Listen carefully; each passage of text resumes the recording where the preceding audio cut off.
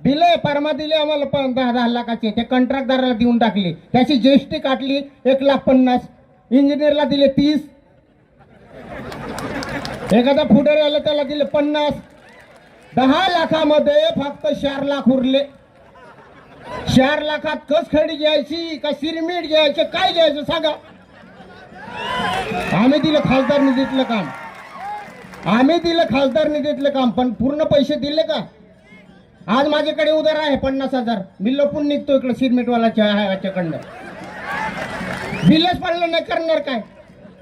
म्हणून मी सर्वांना दडदडीत सांगतो, आम्ही फिरणार आहे प्रत्येक खेड्यामध्ये. गोवाल पाडवीला निवडून आणा. या 7 फुटाच्या टॅटिंग मध्ये आता खासदारच्या तिकीट भेटलेलं आहे. एक वेळा केशी पाडवीला पाडला, आता उचला इकडे खासदार. सर्वांना आम्ही फिरणार आहे. मुन्ना दादाने मला घरी निघताना फोन केलाय, शिवाय दादा कुठे आहे. दादा मी इथं मासावतला आहे, गाडी इथं लोणखडे झाली पेन्सर. वेशाला सांगितलं सुधरा बाबा, मीटिंग संपून जाईल तेव्हा जाणार.